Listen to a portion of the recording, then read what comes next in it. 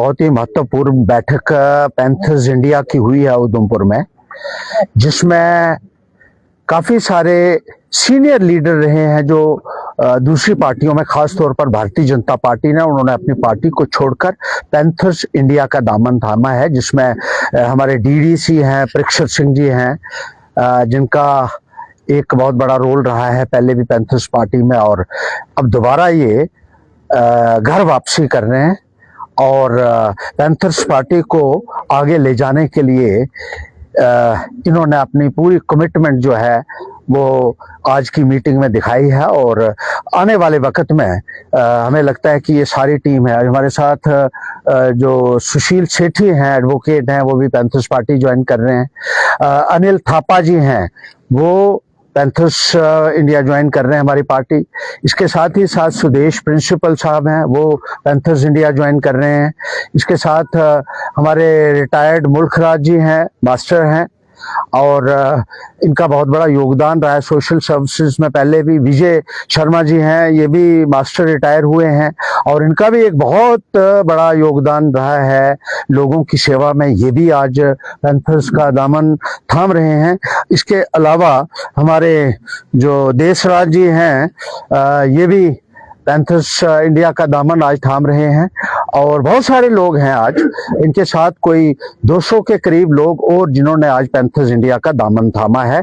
हम इनका panthers India में स्वागत करते हैं और ये उम्मीद रखते हैं कि उधमपुर में जैसे पैंथर्स इंडिया पहले पायदान पे आती थी, वही रुतबा पैंथर्स पार्टी का आने वाले वक्त में होगा, क्योंकि मौजूदा हुकूमत जो है, खास तौर पर भारतीय जनता पार्टी के नुमाइंदे जो हैं, वो पूरी तरीके से फेल हो चुके हैं लोगों की समस्याओं को उजागर करने में।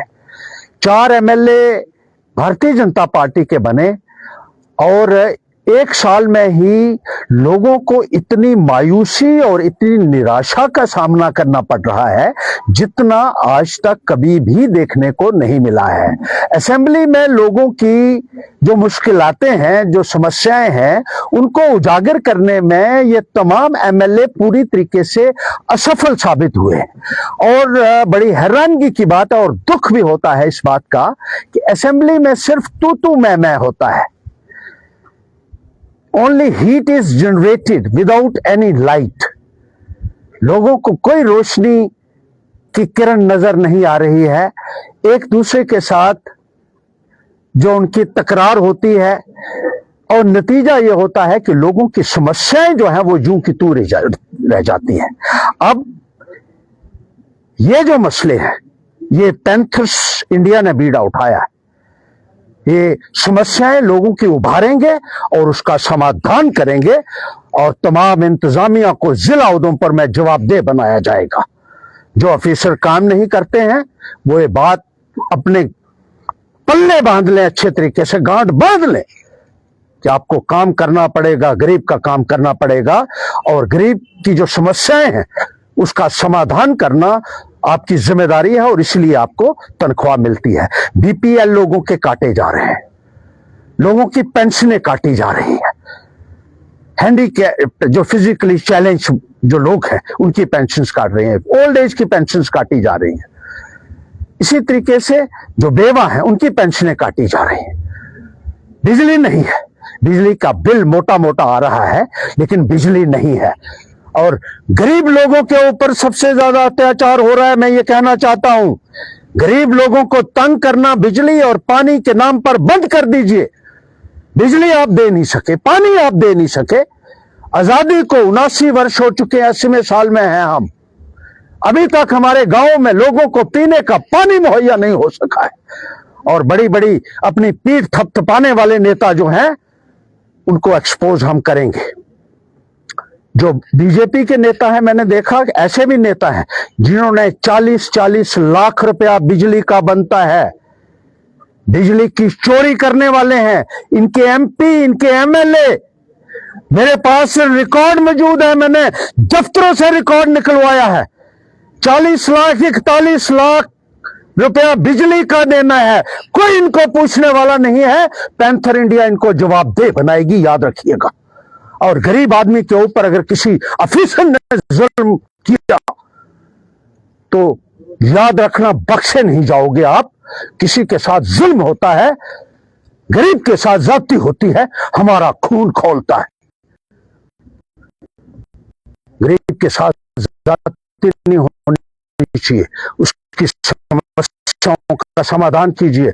गांव में कहीं टीचर नहीं रहे हैं, स्कूल जो है वो टीचर्स के, अस्पताल अपनी, यहाँ बीजेपी के नेता डॉक्टरों पर करवाइए, उसके बाद पूछिए उनको उनकी जिम्मेदारी क्या बनती है। अपनी जिम्मेदारी को पूरा नहीं करते हैं, अपनी लड़ाई की ठिकरा आप सिर फोड़ते हैं और अपनी पीठ को थपथपाते हैं। भारतीय जनता पार्टी ने जितना लोगों को हैरास किया, गरीब आदमी को जितना परेशान किया, मैंने किसी भी सरकार में होते हुए नहीं देखा। लेकिन ये नहीं होने देंगे, तो आप देख रहे हैं हमारे सामने है और लगातार जो कर रहे हैं। हमने ये फैसला लिया है 17 फरवरी को के कार्यकर्ता इकट्ठा होंगे हजारों की तादाद, और एक मेमोरेंडम दिया जाएगा डीसी को, लोगों के मार्ग इंतजामिया सामने रखाएंगे और उसका समाधान करने के लिए उनको एक सीमा दी जाएगी, क्योंकि लोगों का भरोसा उठ चुका है, एमएलए से उठ चुका है। एमएलए को हम देखते हैं असेंबली में अपनी जिता कर असेंबली के अंदर कोई बात नहीं, और बुनियादी सुविधाएं अगर लोगों को मुहैया नहीं हो, ऐसे एमएलए कुर्सी पर बनने का कोई अधिकार नहीं है। एमएलए ने की काम किया, जो मैं बार बार कहता हूं, सरकारी जमीनों के ऊपर करने वाले लोग, फॉरेस्ट लैंड के ऊपर कब्जे करने वाले लोग, गैर कानूनी कृषि ये लोग लगाने वाले लोग, सरकारी खनन करने वाले, और ऐसा है वाले लोगों को पैंथर याद करने पड़ेगा। और अब के एक भ्रष्टाचार एक व्यक्ति का हिसाब लेगी कटघरे में, ये बात अपने ज़हन में रखें ये एमएलए, और लोगों से कहना चाहता लेकिन आपके साथ चलेगी ताकि अन्याय आपके शक हो रहा है, गरीब के साथ अन्याय हो रहा है, उस सबको बाहर निकाल सके। हम सब लोग को लेकर चलना चाहते हैं, चाहे किसी भी समुदाय से हो, किसी भी जात मजहब से ताल्लुक रखते हो, वो सारे हमारा परिवार का हिस्सा है और उनके लिए पैंथर जो है वो खड़े